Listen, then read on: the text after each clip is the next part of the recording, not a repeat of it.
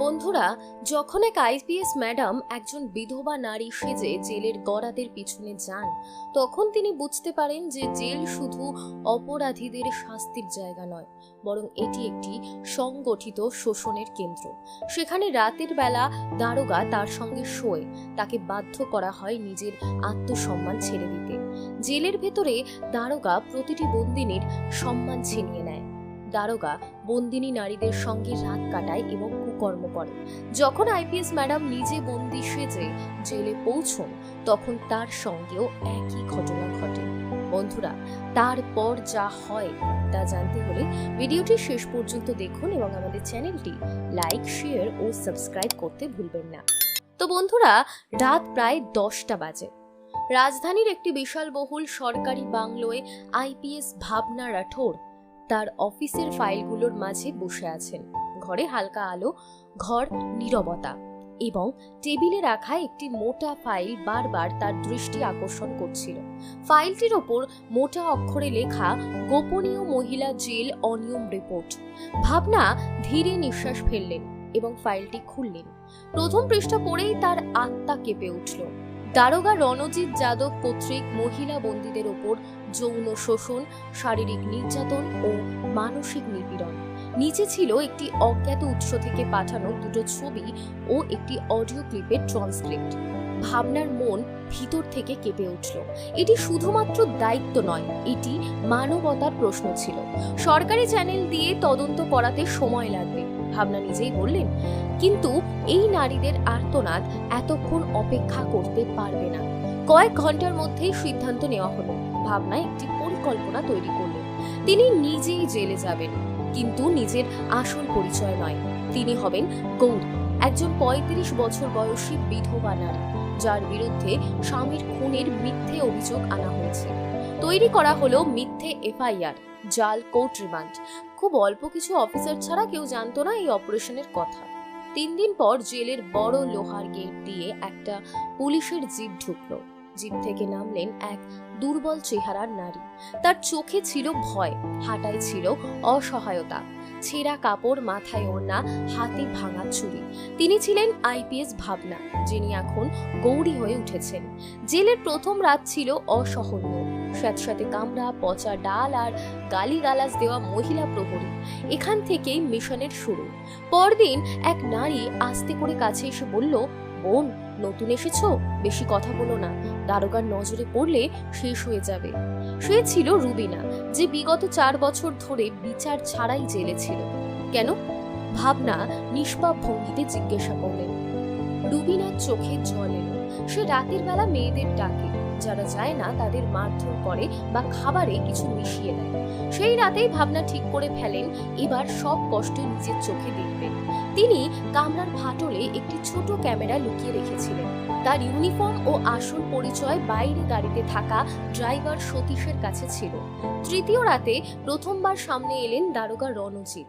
লম্বা ভারী শরীর, চোখে কামনার আগুন আর মুখে ক্ষমতার অহংকার। নতুন এসেছো? প্রশ্ন করল সে। ভাবনা মাথা নিচু করে বললেন, নাম গৌরী। গলাটা এতটাই নিচু ছিল যে হয়তো দেওয়ালও শুনতে পায়নি। দারোগা তার থুতনি ধরে মুখ তুলে বলল, ভালো নাম, কিন্তু এখন থেকে তোমার নাম আমি যা ডাকবো সেটাই হবে। তার চোখে ছিল স্পষ্ট কামনার ছাপ। ভাবনা ভিতরে ভিতরে উত্তপ্ত হয়ে উঠেছিলেন। ক্যামেরা তখনও চলছিল। তার চুরির ভিতরে লুকোনো মাইক্রো ক্যামেরা সবকিছু রেকর্ড করছিল। রণজিৎ তার ওড়না খুলতে চাইল, কিন্তু ভাবনা হঠাৎ ঝাঁকুনি দিয়ে পিছিয়ে গেলেন। ভয় লাগে? হ্যাঁ, ভাবনা কাপা গলায় বললেন। রণজিৎ হেসে উঠল। এ তো সবে শুরু গৌরী, এটা ভয় পাওয়ার নয়, অভ্যেস করার জায়গা। সে বেল বাজালো। একজন মহিলা প্রহরী এলো। একে ওয়াইপি ব্যারাকে রাখো, আমার নজরে। ভাবনাকে একটি নতুন সেলে পাঠানো হলো। একটু বড়, একটু পরিষ্কার, কিন্তু যেন একটু জাল, যার প্রতিটি কোণ দারোগার নজরে। রাত 2টো বাজে।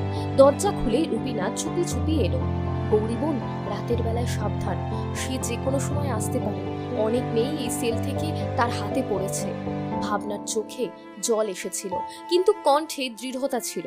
তোমার আওয়াজ এবার শুধু দেওয়ালে ধাক্কা খাবে না রুবিনা, আমি কথা দিচ্ছি। পরবর্তী 2 রাত ছিল নরক পার করার মতো।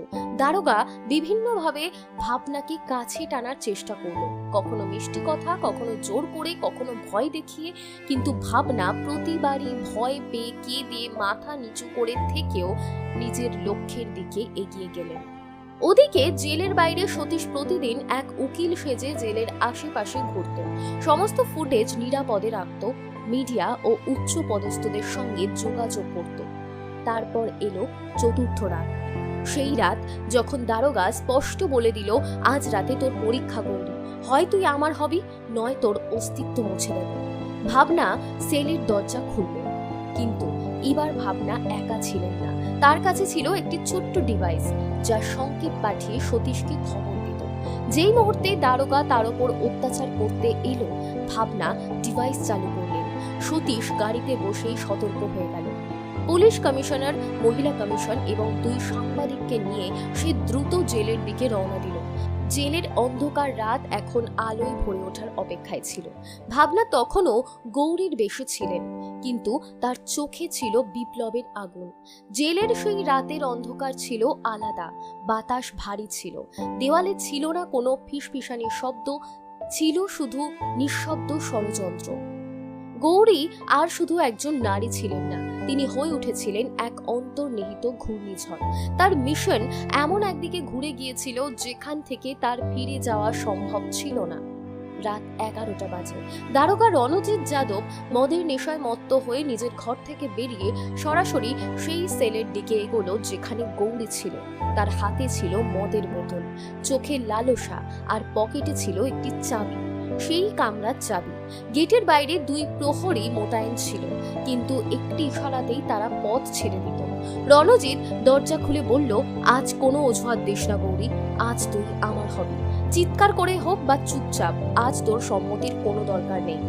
ভাবনা ভয়ে 2 পা পিছিয়ে গিয়ে বলল, আমি আপনার সেবা করতে প্রস্তুত বাবু, শুধু একটু দয়া করুন। রণজিৎ দরজা বন্ধ করল। ভিতরে তখন আর কেউ ছিল না। ঠিক তখনই ভাবনা ধীরে ধীরে কোমরের পেছনে লাগানো বোতামটিতে চাপ দিলেন। লাইভ ফিড চালু হয়ে গেল। ড্রাইভার সতীশ ঠিক সেই মুহূর্তেই ভিডিওটি অনলাইনে শেয়ার করা শুরু করলো। রণজিৎ যখন ভাবনার কাছে আসার চেষ্টা করলো, ভাবনা বললেন, আপনার সেবা আগে করব নাকি আগে বলবো যে আমি কি জানি? রণজিৎ থমকে গেল। মানে? ভাবনা এবার সোজা হয়ে দাঁড়ালেন। তার মুখে আর ভয় ছিল না, ছিল আগুন। আমি জানি তুমি এই জেলের শুধু ওয়ার্ডেন নও, এক পুরো র্যাকেট চালাও। তুমি রুবিনা, শবনম এবং আরো অনেক নারীকে শুধু শারীরিক নয়, মানসিক দাসে পরিণত করেছ। তোমার লোকেরা জেলে ড্রাগস ঢোকায়, বাইরের গুন্ডাদের থেকে টাকা নাও, নারীদের সাপ্লাই করো, আর যারা মুখ খোলে তাদের লাশ পাওয়া যায় জেলের কুয়ো থেকে। রণজিৎ হেসে উঠল। তুই কি করবি? একটা বিধবা মেয়ে, কাকে বলবি? ভাবনা বললেন, যাকে বলা দরকার ছিল তাকে জানিয়ে দিয়েছি। তুমি এখন লাইভে আছো। তোমার এই পাশবিকতা, তোমার সত্যি এখন গোটা দেশ দেখছে। রণজিতের মুখের রং ফ্যাকাশে হয়ে গেল, সে পিছিয়ে গেল। ঠিক তখনই দরজা জোরে খুলে গেল। মহিলা কমিশনের আধিকারিক, কমিশনার, সাংবাদিক এবং সতীশ ভিতরে ঢুকে পড়ল। দারোগা রণজিৎ যাদব, আপনাকে ধর্ষণের চেষ্টা, নারী নিপীড়ন, জেলের ভিতরে বেআইনি কর্মকাণ্ড চালানো এবং একাধিক গুরুতর ধারায় গ্রেফতার করা হচ্ছে। রণজিৎ পালানোর চেষ্টা করলো, কিন্তু চারিদিক থেকে হ্যান্ডকাফ নিয়ে পুলিশ তাকে ঘিরে ফেলল। সেই প্রহরীরা যারা তার ইশারায় চলতো এখন মাথা নিচু করে দাঁড়িয়েছিল। গৌরী, যিনি এখন আবার আইপিএস ভাবনা রাঠোর রূপে সামনে এলেন, একবার শেষবারের মতো সেই সেলের দিকে তাকালেন। এটা শুধু একজন দারোগার গ্রেফতারি নয়, এটা সেই ব্যবস্থার পরাজয় যে ব্যবস্থায় বছরের পর বছর নারীদের কান্না চেপে রাখা হয়েছে। এখন প্রতিটি কোণায় শুধু সত্যি থাকবে, ভয় নয়। জেলের ভিতরে ততক্ষণে হুলস্থুল পড়ে গেছে। সিবিসি রেকর্ডস, নিখোঁজ নারীদের ফাইল সব একে একে বেরিয়ে আসতে শুরু করলো। যা কিছু এতদিন ফাইলে চাপা ছিল এখন সেগুলো ফুটো হয়ে যেতে লাগলো।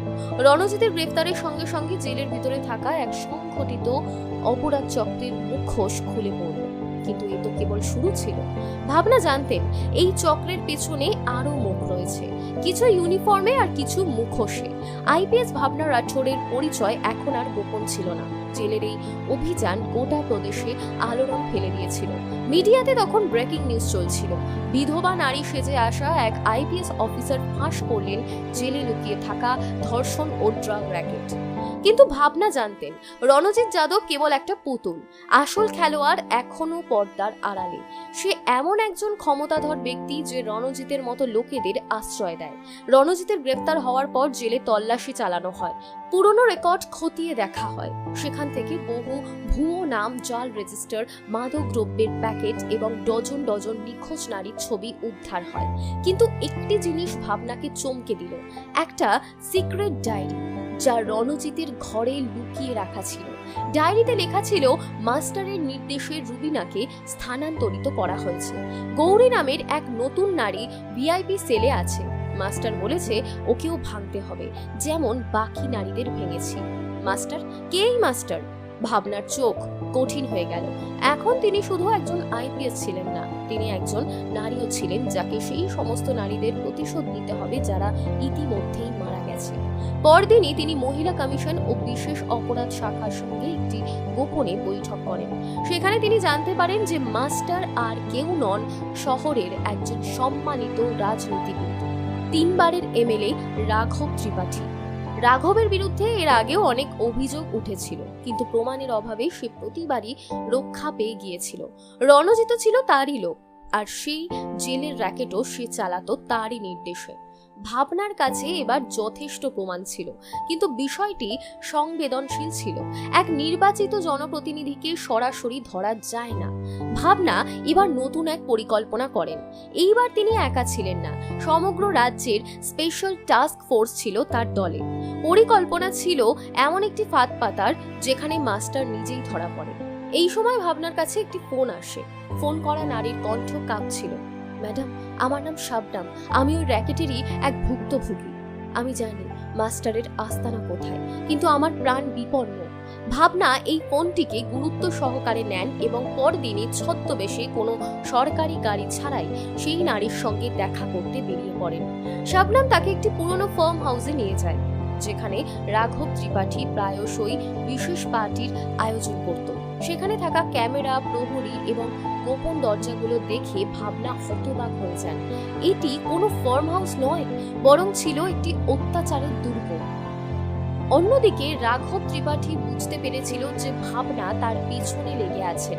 সে তার গুন্ডাদের নির্দেশ দিয়েছিল, ওকে বাঁচতে দিও না, ও আইপিএস, পুরো ব্যাপারটা ফাঁস করে দেবে। ভাবনা এখন এমন একটি খেলায় নেমে পড়েছে যেখানে তার জীবন আর তার ইউনিফর্ম এবং তার মিশন, এই তিনটেই বাজি রাখা হয়েছে। কিন্তু তার সংকল্প ছিল অটল। এখন আর কোনো গৌরীর বলি দেওয়া হবে না। ফার্ম হাউসে করা অভিযান ও শাবনামের সাক্ষ্য ভাবনাকে সেই সূত্র দিয়েছিল যা দিয়ে পুরো র্যাকেটের শিকড় উপড়ানো সম্ভব ছিল। কিন্তু এখন খেলা অনেক বড় ও অনেক বেশি বিপজ্জনক হয়ে উঠেছে। রাঘব ত্রিপাঠীর মতো নেতা শুধু ক্ষমতাবানী নয়, চতুর ছিল। এসটিএফ এর কাছে এখন যথেষ্ট প্রমাণ ছিল, কিন্তু প্রতিটি পদক্ষেপ খুব সাবধানে ফেলতে হতো। সামান্য একটা ভুল আর শুধু ভাবনার মিশনই নয়, তার প্রাণও বিপদের মুখে পড়তে পারত। এক সন্ধ্যায় যখন ভাবনা তার দল নিয়ে অপারেশন রূপরেখা তৈরি করছিলেন, তখন একটি এক্সপ্রেস পার্সেল নিয়ে একজন ডেলিভারি ম্যান হাজির হয়। সেই বাক্সে ছিল একটি পোড়া শাড়ি এবং একটি হুমকিমূলক চিঠি। যে আগুন তুই আমাদের ঘাঁটিতে লাগিয়েছিস, সেই আগুন তোকে আর তোর মিশনকে ছাই করে দেবে। তুই শুধু একজন আইপিএস নয়, এখন আমাদের শত্রু। পরবর্তী নাম্বার তোর। ভাবনা চিঠিটা পড়েন, কিন্তু তার মুখে কোনো ভয় বা কোনো কাঁপুনি কিছুই প্রকাশ পায় না। তার চোখে তখন যুদ্ধের আগুন দগদগ করছিল। ঠিক পরদিনই একটি গোপন সূত্র থেকে খবর আসে রাঘব ত্রিপাঠী একটি বিশেষ পার্টির আয়োজন করেছে, যেখানে বিদেশি অতিথিদের সামনে প্রদর্শনের জন্য 5 জন মেয়েকে জেল থেকে ফার্ম হাউসে নিয়ে যাওয়া হয়েছে। ভাবনা বুঝে গিয়েছিলেন যে এটাই সুযোগ, এখন থামার সময় নয়। রাত 9টা, অপারেশন কালো রাত শুরু হয়। ভাবনা গোটা দল নিয়ে রওনা হন ফার্ম হাউসের দিকে, কিন্তু মাঝপথে একটি ব্রিজের কাছে একটি ট্রাক তাদের গাড়িকে ধাক্কা মারে। চালক সতীশ সেখানেই প্রাণ হারায়। ভাবনা গুরুতর জখম হলেও জ্ঞান হারায় না। এটি ছিল একটি পরিকল্পিত ষড়যন্ত্র। ট্রাক চালক ধরা পড়ে এবং জেরায় জানায় ওপর থেকে আদেশ ছিল আইপিএস ম্যাডামকে যেভাবেই হোক থামাতে হবে। ভাবনাকে সঙ্গে সঙ্গে হাসপাতালে নিয়ে যাওয়া হয়, কিন্তু অপারেশন এখন আর থামানো যাবে না। জ্ঞান ফিরে পেয়ে যন্ত্রণায় কাতরাতে কাতরাতে তিনি বলেন, আমার সহযোদ্ধাদের খবর দাও, অপারেশন চলবে, আমি নিজে যাব, দরকার হলে স্ট্রেচারে করেই যাব। হাসপাতাল ছাড়ার সময় ভাবনার মাথা সাদা ব্যান্ডেজে মোড়া ছিল, কিন্তু তার চোখে ছিল আগুন। এসটিএফ পুরো ফার্ম হাউসকে ঘিরে ফেলল। ভিতরে তখন চলছে পার্টি। বিদেশি অতিথি, রাঘব আর তার গুন্ডারা সবাই পার্টিতে। রাত 12টা বাজতেই দরজা গুলি চলে, হাহাকার। রাঘব ত্রিপাঠী পিছনের দরজা দিয়ে পালাতে গিয়ে ধরা পড়ে। সেখান থেকে 5 জন মেয়েকে উদ্ধার করা হয়। তার মধ্যে একজন ছিল রুবিনা, যাকে আগেই মৃত ঘোষণা করা হয়েছিল। এটা শুধু একটা অভিযান নয়, এটা ছিল বিপ্লব। ভাবনার লড়াই দেখিয়ে দিল একজন নারী যখন ন্যায়ের জন্য উঠে দাঁড়ায় তখন পুরো সিস্টেম কেঁপে ওঠে। তিনি শুধু ফার্ম হাউস থেকে মেয়েদেরকে মুক্তই করেননি, বরং পুরো রাজ্যের পাচার ও জেল র্যাকেটের শিকড় উপড়ে ফেলেছেন। কিন্তু যুদ্ধ তখনও শেষ হয়নি, কারণ রাঘবের মতো আরও মাস্টার এখনও ক্ষমতার ছায়ায় লুকিয়ে রয়েছে। ভাবনার পরবর্তী লক্ষ্য তাদের মুখোশ খুলে ফেলা। আইপিএস ভাবনা রাঠোরের অপারেশন কালো হাতের সাফল্যের পর গোটা দেশে তোলপাড় পড়ে যায়। প্রতিটি সংবাদ মাধ্যম, প্রতিটি সংবাদপত্র তার সাহসের প্রশংসা করতে থাকে। কিন্তু ভাবনা জানতো যুদ্ধ এখনো বাকি। রাঘব ত্রিপাঠীর মতো পশুরা কেবল এক একটা পুতুল মাত্র। আসল যুদ্ধ সেই মানসিকতার বিরুদ্ধে যা ক্ষমতার আড়ালে নারীদের বস্তু মনে করে। রাঘবের গ্রেফতারের পর আদালতে শুনানি শুরু হয়। আদালতের বাইরে জনতার ঢল, স্লোগান উঠেছে, আইপিএস ভাবনা জিন্দাবাদ, ধর্ষকদের ফাঁসি দাও, নেতার ছত্রছায়ায় পাপ চলবে না। ভাবনা নিজে আদালতে হাজির হন। তিনি স্পষ্টভাবে জানিয়ে দেন যে, মাননীয় আদালত, আমি জানাতে চাই যে রাঘব ত্রিপাঠীর মতো অপরাধীদের সমাজে সম্মানিত নেতারূপে দেখা আমাদের সবচেয়ে বড় ভুল। এদের জন্য জেল শোষণের আস্তানা হয়ে উঠেছে। মহিলা বন্দীদের ধর্ষণ, পাচার ও মাদক চক্রের শিকার হতে হয়েছে। আমি আজ আদালতের কাছে আবেদন করছি, এই অপরাধীকে শুধু আইন নয়, মানবিকতার ভিত্তিতে শাস্তি দিন। ভাবনার বক্তব্যের পর আদালত নিস্তব্ধ হয়ে যায়, কিন্তু সাক্ষ্য, ভিডিও ফুটেজে ও যথাযথ রেকর্ডের ভিত্তিতে আদালত রাঘব ত্রিপাঠীকে ধর্ষণ, মানব পাচার, হত্যার ষড়যন্ত্র ও দুর্নীতির মতো গুরুতর অপরাধে যাবজ্জীবন কারাদণ্ডে দণ্ডিত করে। এই রায় শুধু ন্যায় ছিল না, এটি ছিল সিস্টেমের জন্য একটি বার্তা। ক্ষমতার অপব্যবহার আর চলবে না। ভাবনাকে গৃহ মন্ত্রকের পক্ষ থেকে শৌর্য পদক প্রদান করা হয়, কিন্তু তিনি কোনো উৎসব করতে চাননি। তিনি সরাসরি সেই মেয়েদের সঙ্গে দেখা করতে চান যাদের সেই র্যাকেট থেকে উদ্ধার করা হয়েছিল। রুবিনা, শবনম এবং বাকিরা তখন পুনর্বাসন কেন্দ্রে ছিল। তারা ভাবনাকে দেখেই বলে, ম্যাম, আপনি আমাদের মানুষ হওয়ার অনুভব করিয়েছেন। আপনি যা করেছেন তা কেউই করতে পারেনি। ভাবনার চোখে জল এসে যায়। তিনি তাদের জড়িয়ে ধরে বলেন, এখন থেকে তোমরা সম্মানের সঙ্গে বাঁচবে, কোনো রকম ভয় ছাড়া। কয়েক মাস পর কেন্দ্রীয় সরকার ভাবনাকে একটি প্রস্তাব পাঠায়, জাতীয় নারী সুরক্ষা কমিশনের বিশেষ চেয়ারপারসনের পদ। কিন্তু তিনি নম্রভাবে প্রত্যাখ্যান করেন। তিনি জানতেন তার আসল ময়দান সেই জায়গা যেখানে অন্যায় হয়, যেখানে ন্যায় বিচারের প্রয়োজন। একজন সাংবাদিক ভাবনাকে প্রশ্ন করে, ম্যাম, আপনি কি ভয় পান না এত শক্তিশালী শত্রুদের সামনাসামনি থাকতে? ভাবনা হেসে বলল, যদি একজন নারী বিধবা সেজে জেলে যেতে পারে, তাহলে যে কোনো নারী সিস্টেম বদলে দিতে পারে। তার হাসির সঙ্গে শুরু হয় ন্যায়ের এক নতুন সকাল। বন্ধুরা, আজ এই পর্যন্তই। গল্পটি কেমন লাগলো কমেন্টে জানাবেন। ভালো লাগলে ভিডিওটি লাইক দিতে ভুলবেন না। যদি আমাদের চ্যানেলে নতুন হন তাহলে অবশ্যই চ্যানেলটিকে সাবস্ক্রাইব করবেন। পরের দিন হাজির হব একটি নতুন এবং আকর্ষণীয় গল্প নিয়ে। ধন্যবাদ। জয় হিন্দ, জয় ভারত।